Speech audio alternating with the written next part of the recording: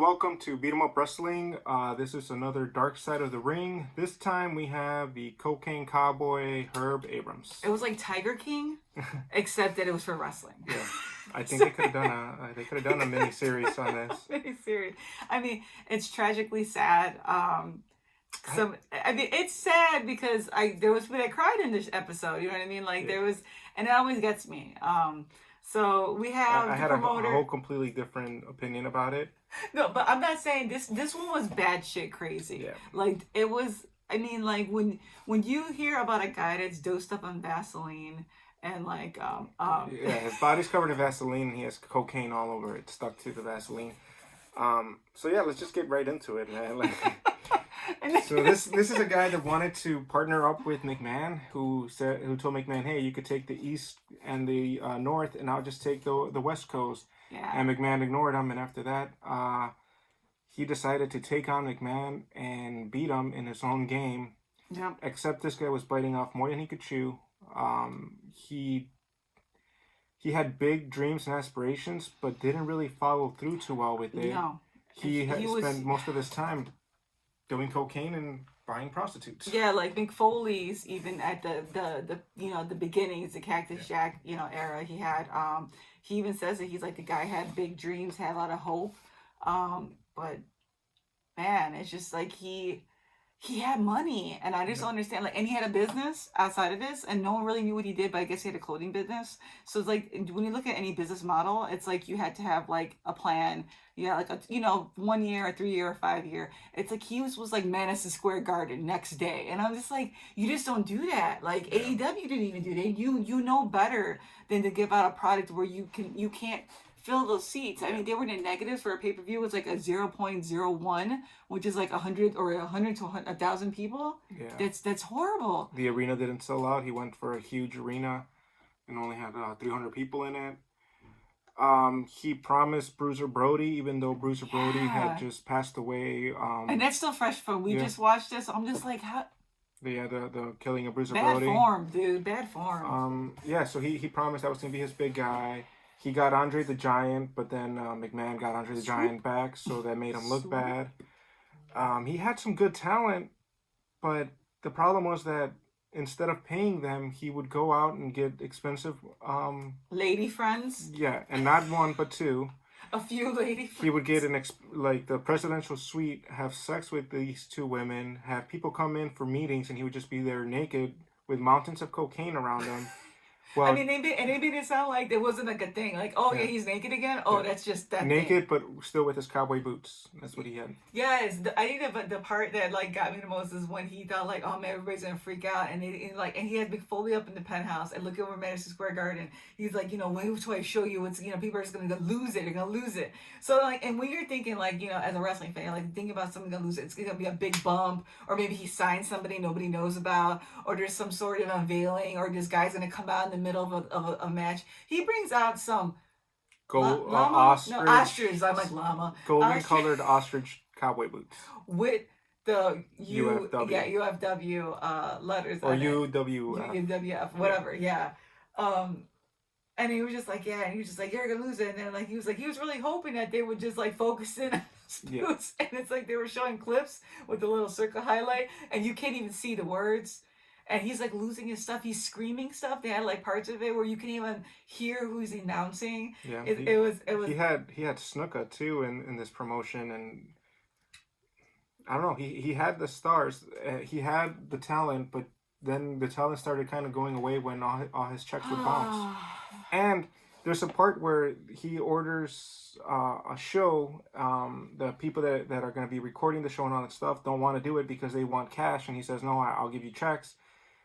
They're not gonna do it. He decides to call the bank while they're in front of him. The bank gives him the balance of $25 million. Yeah, it was in the millions. It was like it was some crazy amount. So they're like, oh, okay, Mr. Abrams has millions in his account. Yeah, so. But then write the check for the account that has nothing. Yeah, he had two different accounts. One account was in the negative. The other account had the millions, and that's why. Like, look, in the show, I think his name was Lenny. Was the manager for UWF and his best friend. He's crying. A lot of these people are crying, saying like, he had all these ideas. He believed in them. But to me, Abrams was a crook. Abrams was a liar, and he was a con man. Yeah, yeah. Like the one guy where he was just like, he believed in me, and he brought life to me because and he set up like the first like wrestling convention. And that's how you scouted talent. Like, he got local people, and then like, but it was like it became a circus. Foley was saying, like, people were starting to like do spots and fight and stuff like that. But I mean, for some of the guys that weren't getting picked up by the big organizations, or even bigger local ones, this was it for them. Yeah, but if he would have paid the talent, he could have made something. Yeah, I know, he really could have, and that's the sad part about it.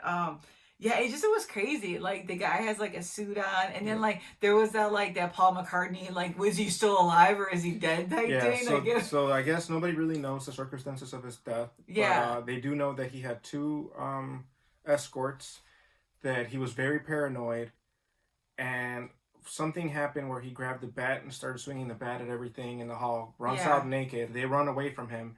And then after that, there's a bunch of different stories. Either one is that he had a heart attack. The other one is that the cops killed him. The other one is that the hookers closed the door. Yeah, he slammed into it and died. Yeah, or he had a heart attack in a jail cell or something, like his heart gave out. And then the other is that he faked his death. And then there was another organization that came out years later under the same initials, the UWF. Yeah, and they claim that they saw a sighting. Yeah, Abrams came and it was told like them Elvis. They couldn't use those initials. And they had like a lawsuit. Yeah. And so then like Mick Foley's like, nah, dude. Because nobody believed, like, for the last like almost 30 years that this guy would like not be in the spotlight, because he like wanted it. He said like this whole documentary about it is basically kind of like what he wanted, like, to be like a living legend, and this is kind of like cements that for him. It was just really interesting to see that. And he said if he was alive, that they said, where do you think he'd be right now? And then Foley said jail. Yeah. So like, I mean, when you say jail, or did he say jail? Yeah, did he say jail or locked up or something? No, he said jail, and that he would go and visit him, and they could have some. Yeah, he made cookies. Abram cookies. Like, this dude was like trying to be like Wrigley, like with really chewy. Well, he was following McMahon with the McMahon ice cream cones, but yeah. I don't know. Like, look, any loss of life is tragic and it's sad, but this guy was, to me, he was not a good guy.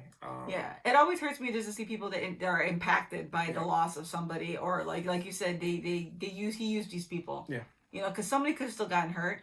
I mean, say Brody didn't get hurt in Puerto Rico in different circumstances. He got hurt there. Yeah. What would this guy have done? He probably would have done the same thing that other people did in Puerto Rico. He would have flaked. Yeah. He was not. You don't flake on your talent. If you're gonna book people for wrestling, pay your talent. Don't make them have to go to the bank and then have a check bounce, and then they have to pay the fees for having a bounce check. Like, these people are living gig to gig, especially back. Yeah, that's like, definitely true. I don't know. For me, he was kind of like an asshole, and.